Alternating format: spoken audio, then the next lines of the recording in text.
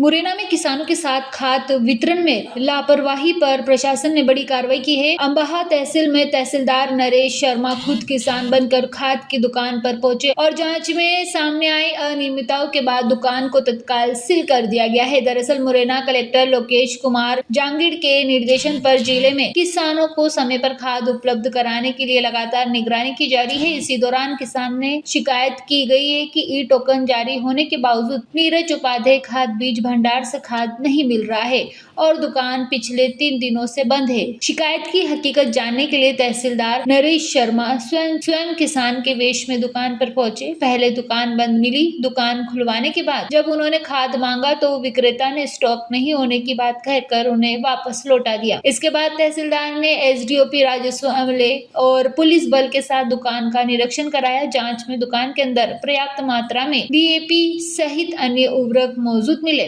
लेकिन किसानों को खाद का वितरण नहीं दिया जा रहा था। जांच में वितरण प्रक्रिया में गंभीर अनियमितताएं सामने आने पर प्रशासन ने तत्काल दुकान को सील कर दिया है। तहसीलदार नरेश शर्मा ने बताया कि दुकान का लाइसेंस निरस्त करने के लिए कलेक्टर को प्रतिवेदन भेजा जाएगा। साथ ही किसानों को खाद उपलब्ध कराने में लापरवाही बरतने वाले अन्य दुकानदारों और समितियों के खिलाफ भी सख्त कार्रवाई की जाएगी। गायत्री शर्मा, उनके पति श्री मकरंद शर्मा, जिनका ई टोकन 30 तारीख को जनरेट हुआ था, 30 जुलाई को एक डीएपी का। 30 तारीख से ये दुकान पे लगातार आ रहे थे व्यक्ति और 3 बार लगातार आ गए। इसके बावजूद ना तो ये दुकान खुलती थी और इन लोगों के द्वारा मना कर दिया जाता था, नीरज उपाध्याय खाद भंडार के द्वारा।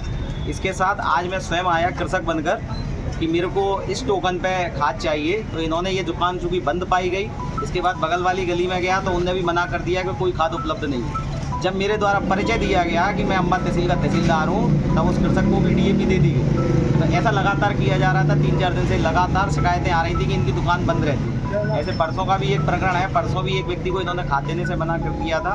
हम लोग सुबह 6 बजे से कृषक लाइन में लगते हैं और 8-9 बजे से हम लगातार थाने में खाद वितरण करा रहे हैं। प्राइवेट दुकानों के पास इतने कम ई टोकन होते हैं, इसके बावजूद लगातार दुकान बंद करे रहे हैं। ऐसे व्यक्तियों के विरुद्ध लगातार कार्रवाई की जा रही है।